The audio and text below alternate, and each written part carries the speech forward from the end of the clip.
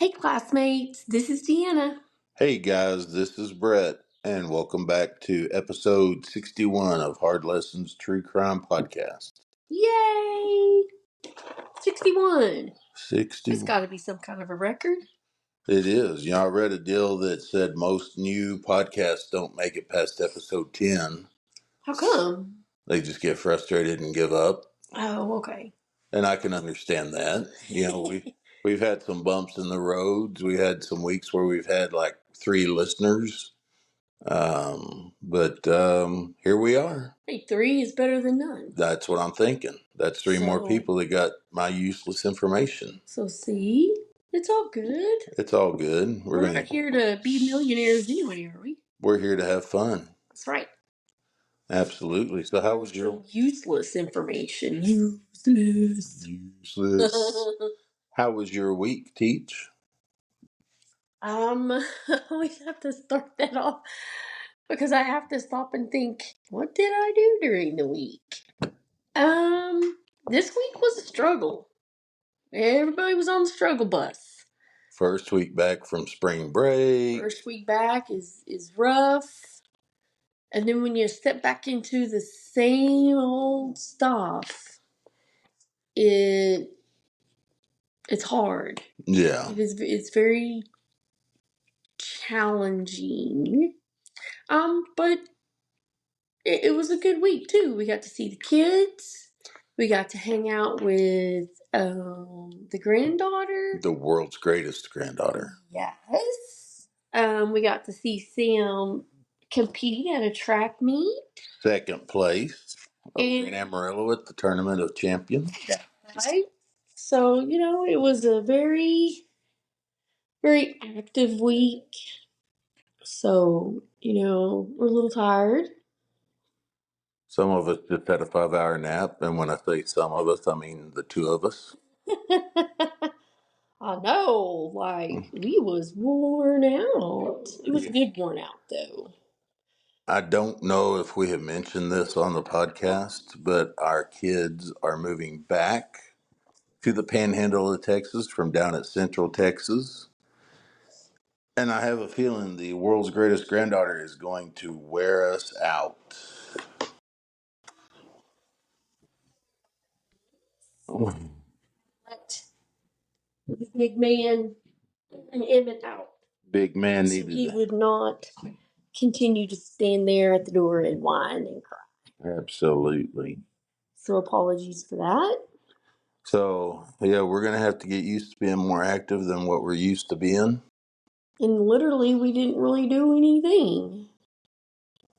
So I think we were just tired. We stayed up late and woke up off early every night. Stayed up late every night and woke up off early every day. Yeah, because I got here Thursday, so we stayed up late Thursday and Friday and definitely Saturday night.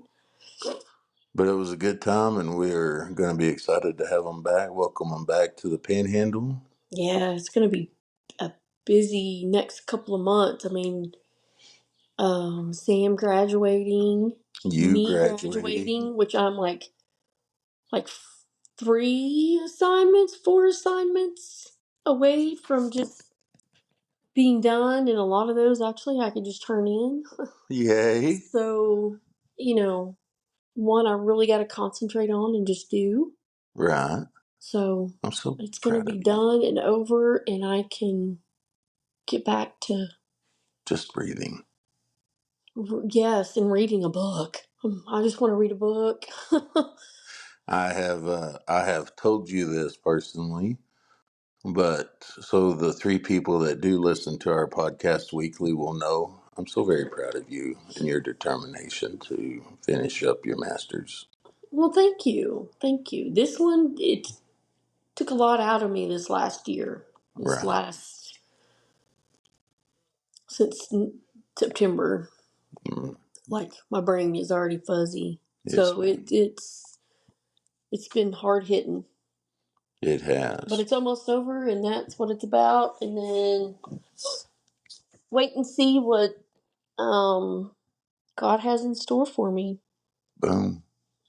Can't go wrong there. Nope. All right, you ready to get started? I am. This has been interesting. class is in session. All right, the more you know.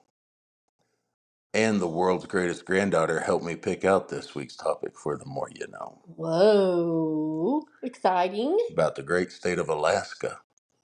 Okay, wow. I figured it was about an animal. Yeah. Alaska is the only U.S. state whose name can be typed using one row on a keyboard. Whoa. Alaska. That is cool. Yeah. That is definitely useful So for somebody somewhere. shout out to Livy Ray. Thank you, girly girl. Yep. All right. So this week is an international true crime case. Da-da-da. Da-da-da. So we are going over to South Africa. South Africa. Yeah, we've never been there, have we? Have not. This is the first case from there. And before I get started, the subject this week is a lady by the name of Alison Botha. Okay. And before we get started telling Alison's story, I have to say that one of the podcasts I like to listen to is Morbid. Ash and Elena do a great job with that show.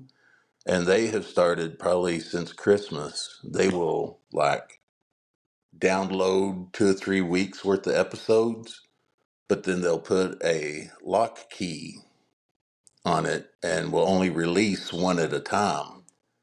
So you know what's coming up in the future. You just can't listen to it. And so I had already started research in this case, and last Monday I got to looking, and they've recorded an episode about Allison also. So I haven't heard it. They haven't released it yet. Well, that'll be interesting because then it's like we can learn something from you. We can learn something from them. Exactly. Because everybody has their own technique and style about how they present the information. So, yeah, everything is a learning opportunity. there you go. So Alison Botha, and I'd always seen Allison spelled Allison. Hers is Alison. Just one L short. Mm-hmm. She was born September 22nd, 1967, Okay. in Port Elizabeth, South Africa. Port Elizabeth. She had loving parents and a younger brother.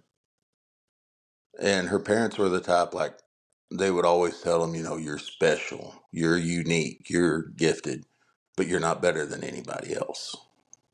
And Now, also, okay, you'll probably tell me later. Never mind. Go ahead. go ahead. Were they missionaries? Mm-mm. No, I mean, they were They were there. they were Okay. South African. Okay. Now, even though they were a loving family, when Allison was 10, her mom and dad did divorce, but they were both constant in her and her brother's lives. So they remained civil. Yes, ma'am. Okay. She attended high school at Collegiate Girls High School there in Portsmouth.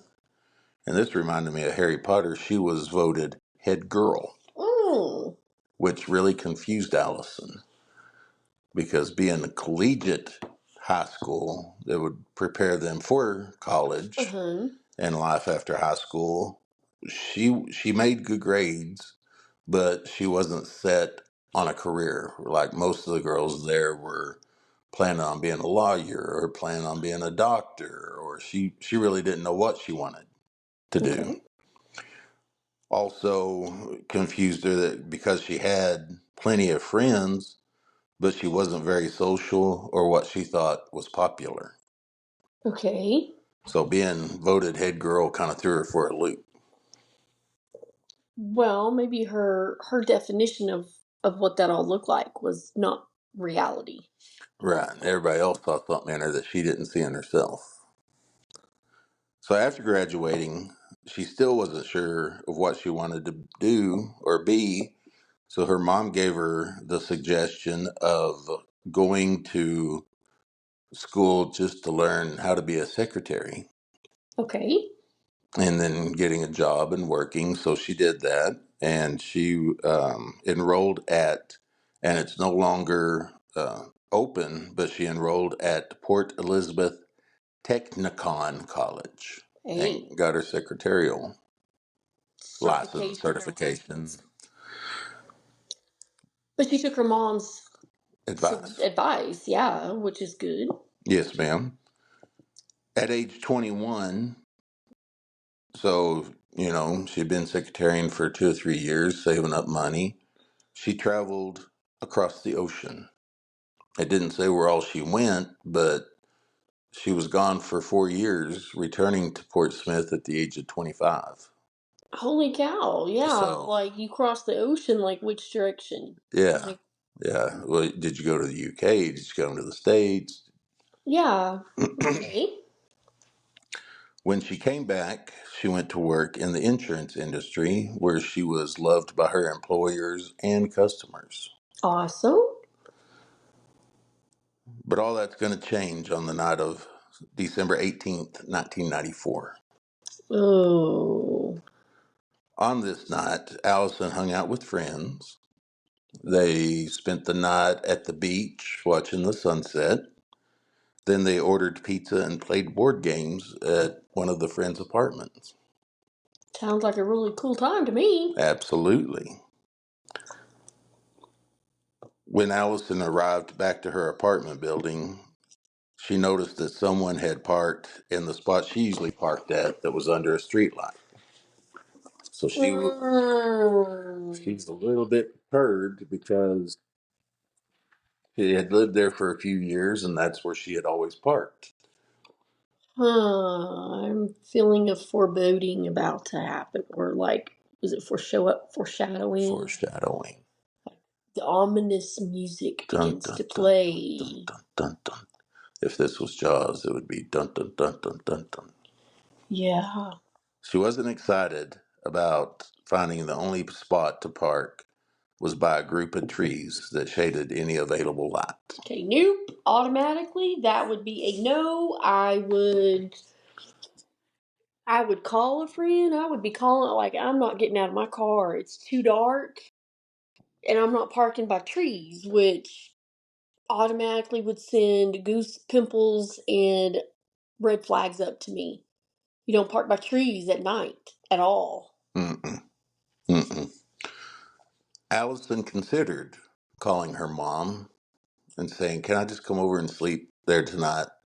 But it was already 1:30 in the morning, and the only thing she could think of was getting inside her apartment, taking a shower, and getting in bed. I would illegally park somewhere. Right? Like, no. Or I would just be like, I'm sorry, Mom, but I got the heebie jeebies and didn't want to have to park in the woods to go home. She reached over to the passenger seat to get her clean clothing that she had picked up from the dry cleaners. And as she did, she felt warm air enter her car. Startled, she turned and saw a man standing there holding a knife. Already. Was her door open? Mm-mm. How'd she get warm air then? But yeah, he opened it. Yeah, I thought you meant Okay. that she opened it and then reach over to get the Oh, laundry. okay. No, ma'am. He opened the door. Okay.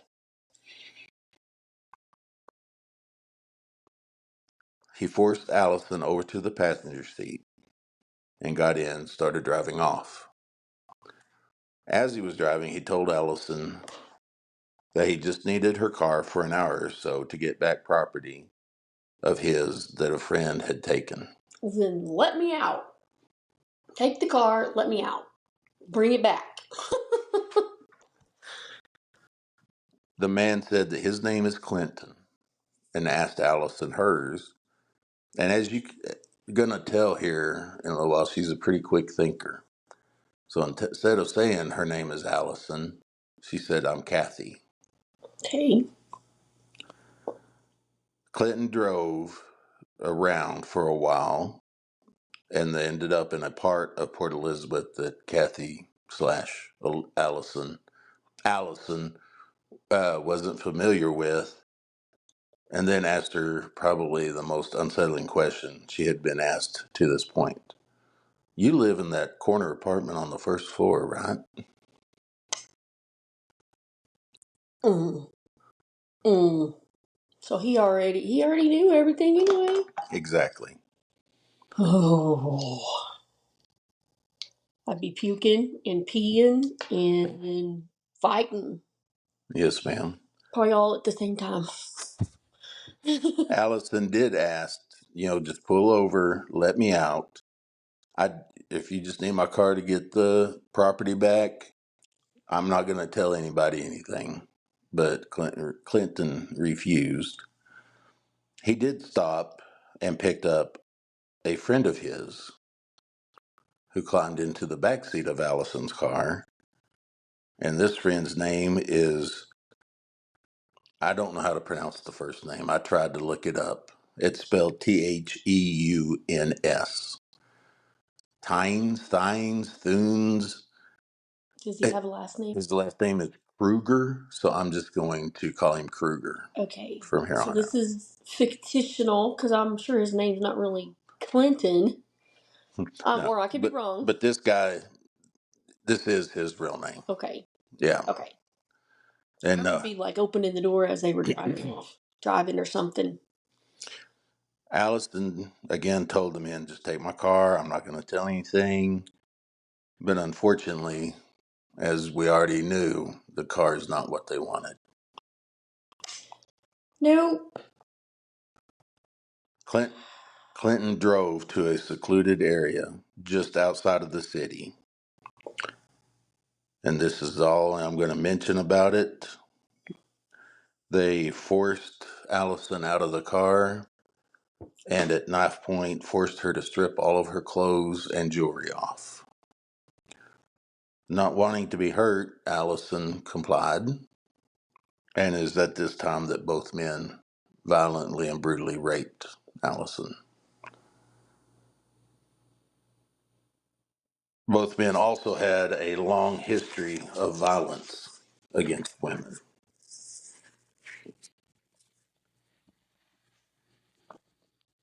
And it was at this time also that Kruger, after seeing headlights of a car passing by, because they're just not far from the city and just off of a highway, said, "Franz, look out." So Clinton is really Franz, Frans, Franz. Okay.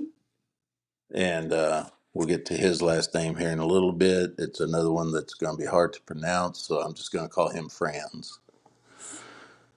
Franz and Kruger, not wanting to leave any witnesses, tried to strangle Allison, but this did not work. So, of course, the next logical step was to take the brutality up a notch. Allison recalled seeing an arm move from left to right and hearing a wet cutting sound. She was disassociated enough to just get this over with. Just get this over with. Oh my gosh. I can't imagine this horror.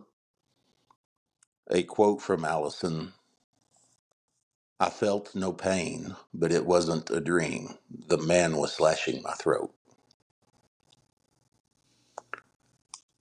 So much so that he slashed it. The doctors later stopped counting at 16 because they're like, we can't tell how, but at least 16 slashes against her throat. Okay. Franz and Kruger stood up. Allison heard one of them say, sorry about that. Franz and Kruger stood up. Allison heard one of them say, "Do you think she's dead?" The other one replied, "No one can survive that." So she doesn't know which one said what. She But just knows somebody said something. yes, ma'am. And with that, Franz and Kruger drove off with Allison's car, clothes, and jewelry. Okay, so she has nothing to bind the wound. Okay. So who is Franz? Who is Kruger? Franz Detroit. I'm assuming it's Dutoit. Okay. He, at the time of the attack, he was a 26-year-old male. His father was a police officer, and he was raised in a Christian home. Whoa. In the 8th grade, he set fire to his dorm at his school he was sent to. He joined the army but was kicked out because he spent more time in the detention barracks. So I'm going to say like the stockade. Yeah. He married a woman and had a daughter, but abandoned them because, and this was a quote from him, she did not satisfy me sexually. Okay. Not if he is sadistic and needing violence. Right. Kruger, Kruger, Theuns, So Kruger, his friend. right, was just 19 years old at the time of the attack. Oh my gosh. So a 26-year-old recruits a 19-year-old. Hmm. And I was thinking when I was researching this, how do these people find each other? Is there like a Tinder for mass murderers? Is there? I don't understand. But yeah, so more about Kruger. When his father found out that the mother was pregnant, he skedaddled, was never in the picture. He left, didn't want that responsibility. Are we still talking about Clinton? No, this is No. Kruger. Okay. Okay. Kruger, the T. Kruger, the Yes, friend. the Okay. friend, the friend that was picked up. Yes, So ma'am. at 19, he got a girl pregnant. No, this was when Kruger's mom told Oh. Okay. the I was dad confused. that she was pregnant. He hi-yad. Okay. So he never knew his dad. Did not have a happy childhood. He attempted suicide on more than one occasion. At school, Kruger was nicknamed Three Tit because he did have a third nipple Oh my gosh. and was sexually abused by his stepfather. And his mother knew about it and never reported it. Have mercy on those people. He began abusing drugs and alcohol while still in middle school. Left high school after the 10th grade and joined the Army. Franz and Kruger met because Franz owned what in South Africa is called a shebeen, Shebeen. It is an illegal establishment for selling alcohol. Mm. So, no license, no nothing. You just sell Start whatever. selling, yeah. Mhm. And both, they became friends over a shared love for demonic Satan worship. And both would claim later at their trial that they were sexually involved, not with the same, but with two different witches that were tied to Satan. Okay. Okay. So that's enough of those two. So back to Allison. So she's laying there. Her throat's been slashed over 16 times. Naked Naked. Bleeding, naked. and on the ground in broken glass and dirt. She decided that she needed to leave a clue as to who did this. I mean, I wouldn't be thinking of that at that time. But in the dirt, she wrote each attacker's name. And then under that, she wrote, I love mama.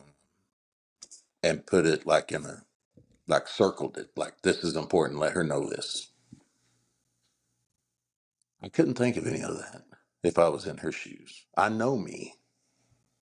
I don't know that I could either. So Allison got to thinking, I'm not far from the highway. She could see headlights through the bushes and trees. So she managed to get to her feet, but then she saw something she had never seen before. Her throat had been slashed 16 times. Basically, it was from ear to ear, so she was nearly decapitated. So when she stood up, her head went back and rested between her shoulders, like flung all the way back. So she was seeing behind her. Okay. So she had to take one hand and hold her head up. Okay. But then she started feeling something on her stomach, and thinking it was blood, she went to wipe it away, and she could immediately tell it was not blood. So while one of the guys was slashing her throat, the other was slashing her stomach over 30 times. And basically, she was disemboweled. It was her intestines that she was holding back in. How in the world did she survive? I don't know. Because she was meant to. So she's walking along, and she didn't think it was far, but it was close to 5 miles To the road? to the road. So she's forcing herself to walk, one hand holding her head up, the other hand holding her insides in, occasionally falling, but then getting back up and starting her journey again.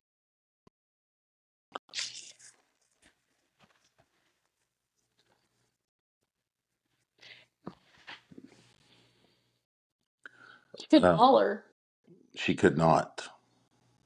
She could not.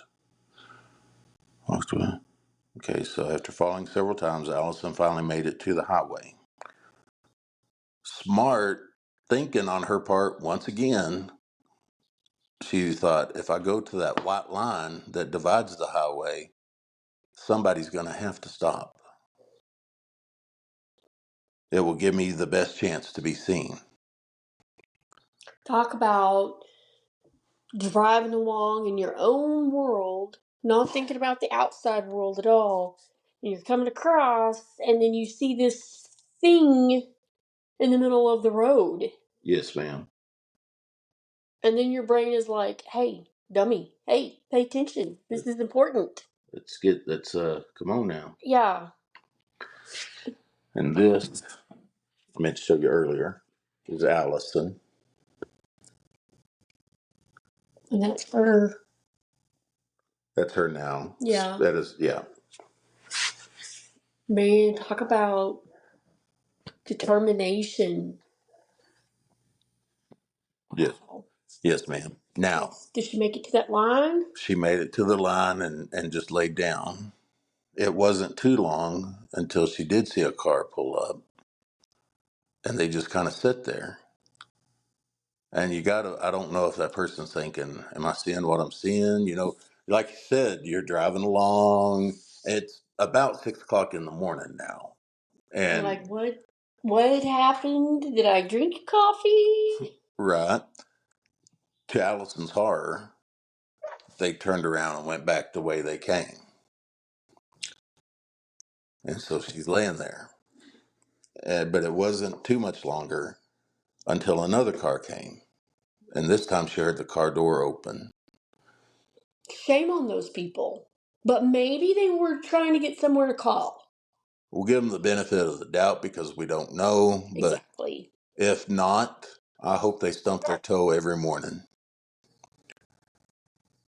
Okay, so the other car, somebody gets out.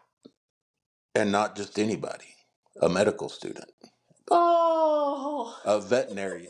A veterinary does not matter. He was from Johannesburg. He was in Port Elizabeth on vacation. So just happened. Amazing coincidences here. No.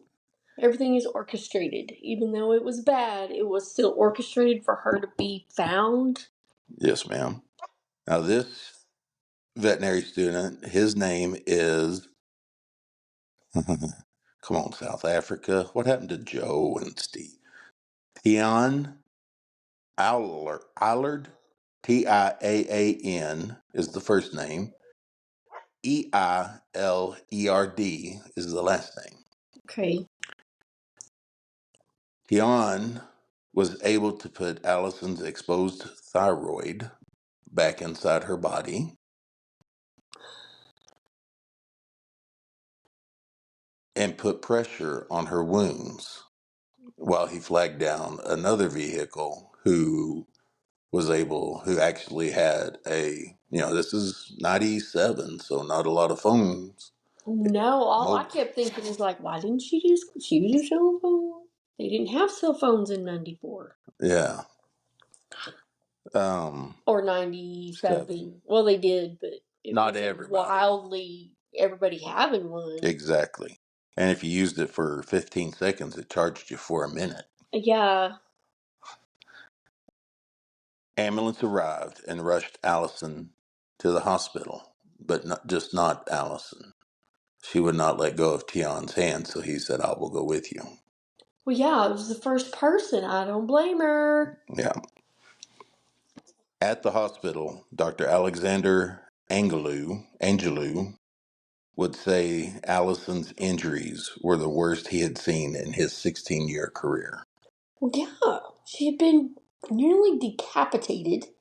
The only thing holding her head on was her spine. Her guts were hanging out. I mean, and the blood loss, the everything. Yes, ma'am. Miraculously, Allison not only survived, but remembered every detail about her attackers. Awesome. A few days after arriving at the hospital, Allison was able to pick out her attackers from a police photo lineup. The police were very familiar with Franz and Kruger, Mm-hmm. and within an hour of her picking them out in the photo lineup, they were arrested. They wasn't even going to run for it. No, ma'am.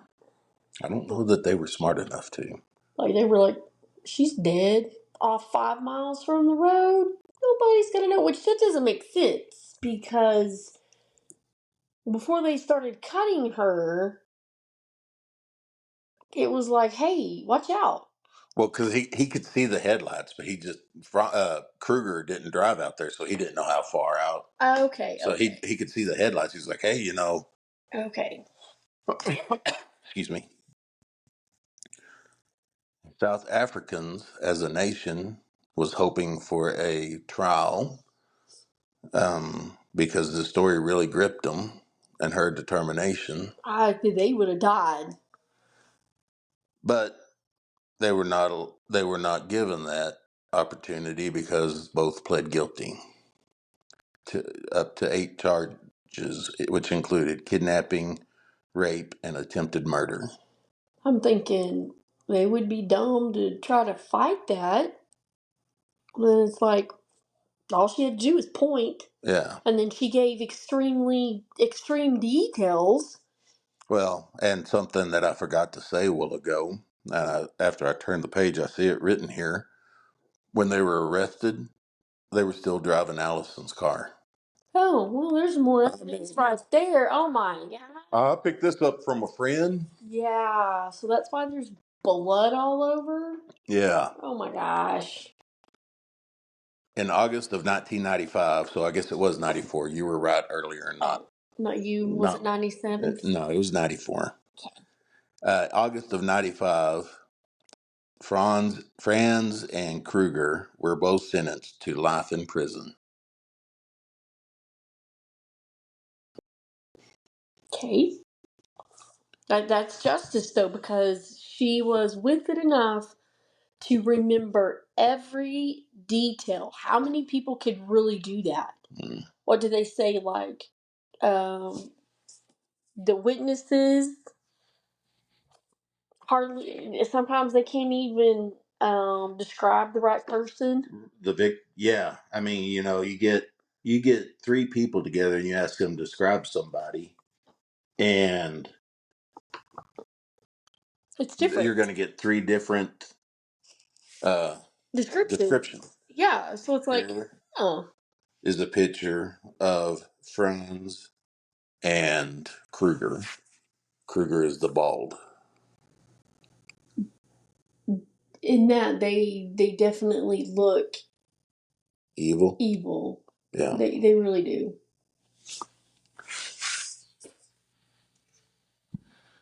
So, back to Allison being the Strongest woman I know right now. right. She come to the decision that the best way for her to heal emotionally, mentally, Oh, is to just face it head on. So this led to a speaking career that has to date covered 35 countries that she has flown to and spoke about it.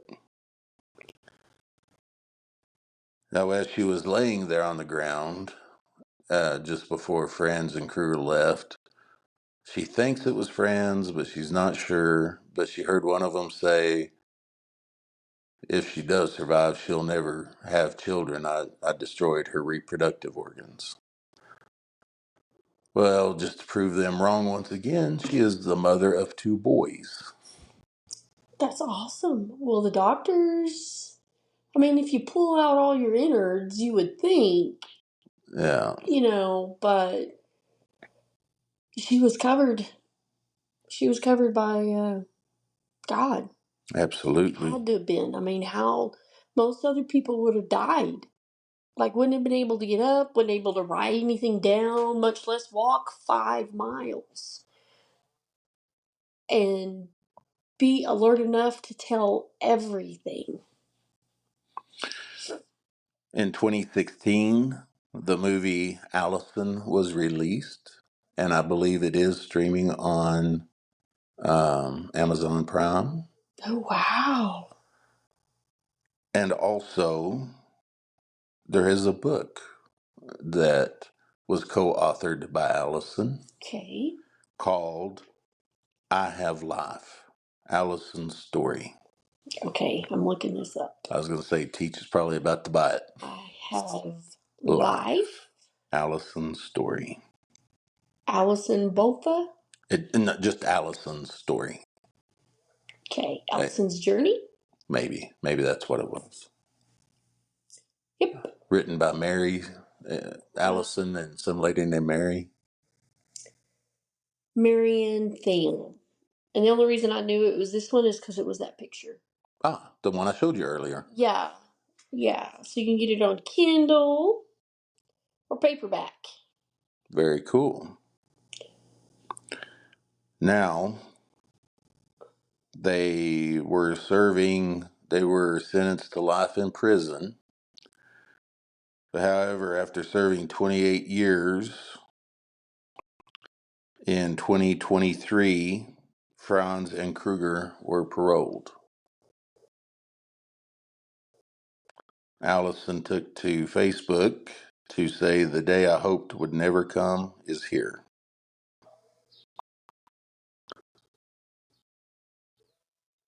And here is another quote from Allison that I'm going to try to remember and live by. Life is not a collection of what happens to you, but of how you respond to what has happened. Okay. That's very good. What do you do with that stuff? Because she could have just, Gave up. yeah, she could have gave up way before this. Like right after they left her there to die, she could have just said, "Nope, I'm done." Or she could have fought all that way and just, I just can't do this. I can't live with these nightmares. I can't live. But she's right. You can't live in the past. You can't, live in what has happened. You've got to move forward. and become the person that you were destined to be. Exactly. So it's good.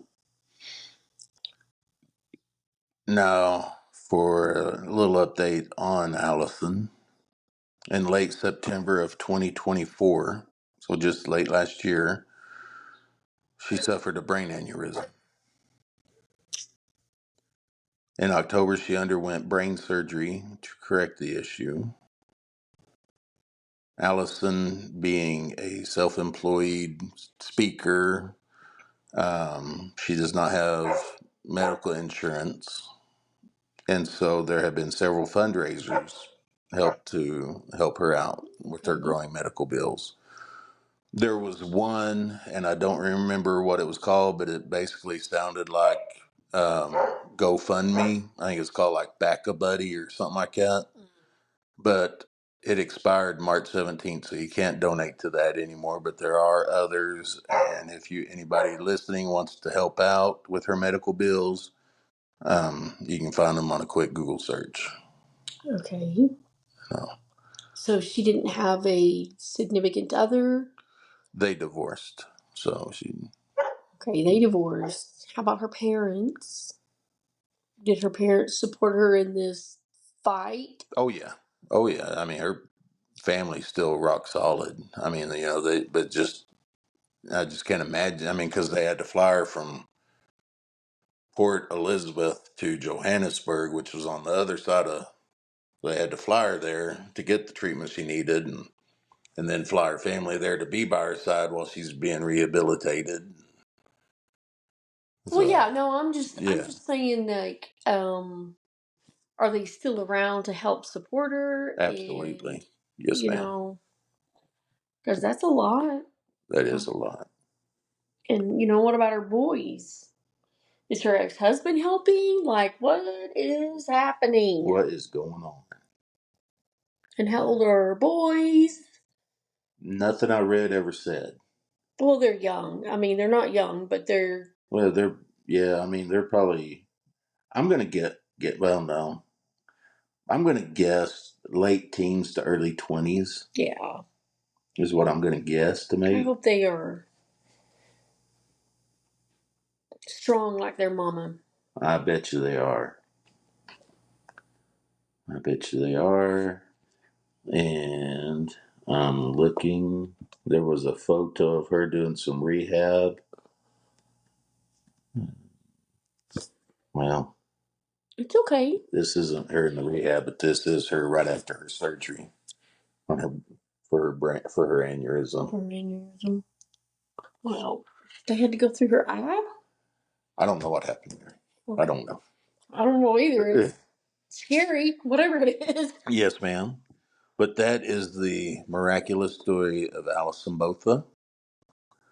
My bibliography for this week is mandela.ac.za, Alison Botha. One of my favorite websites of all time, allthingsinteresting.com. Do you think she's dead? Inside the incredible survival story of Alison Botha. Crime Lab. Come on, Watson. I almost made it through a whole episode without messing up. Crimelibrary.org. The Ripper Rapist, which, newspapers have to give serial rapists, serial killers nicknames. That's what they started calling Franz and Kruger, the Ripper Rapist.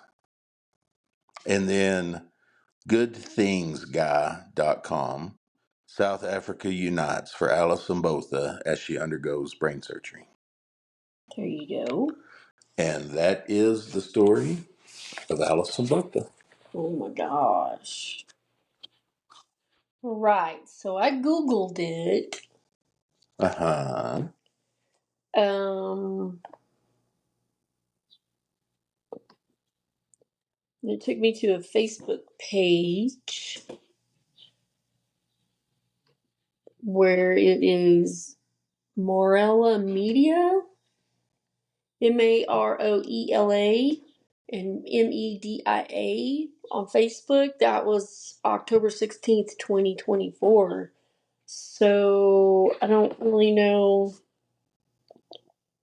if what that even is, if there's even, if she's still there. Okay. So I went to the page, and it's Morella Media. Of course, it's written in a different language. But looks like there's a lot of fundraisers happening. So, if you're interested, go in there and find it, which I'm trying to, Right. um, and see about it. Maybe she's to the point where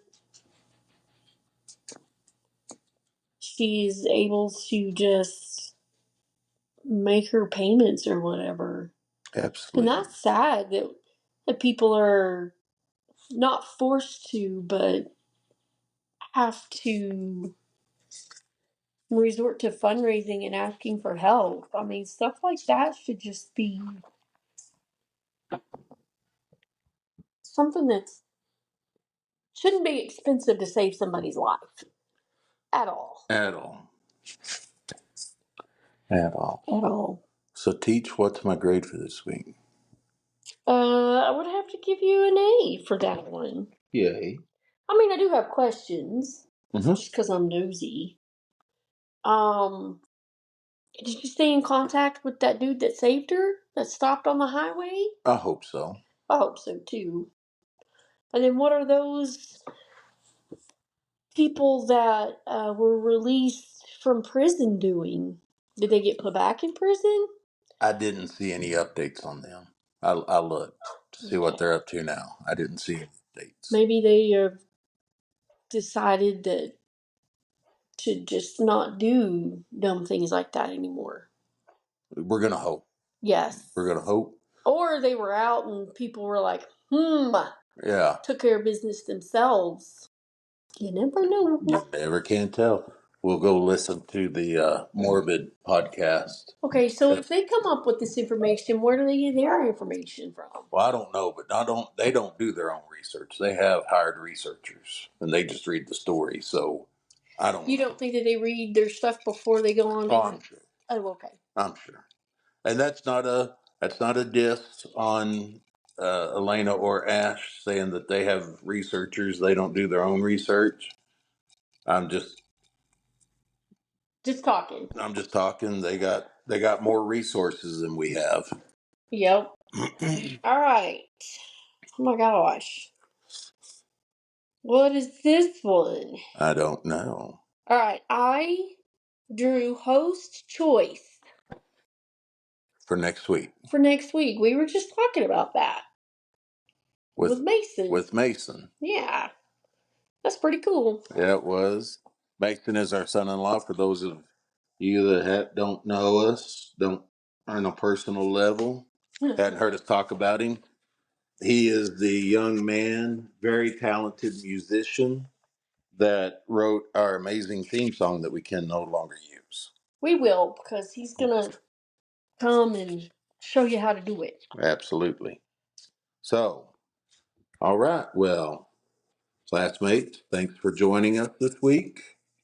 We appreciate the support. Also, the Boomtown Comic Con that we were invited to see, this will come out on Sunday, so it would have been the day before. Teach and I had to drop out of it to help our kids out. And so we hope it was a huge success, and we're already in the lineup for next year. Heck yeah, we are. So we're gonna make it next year. Yes.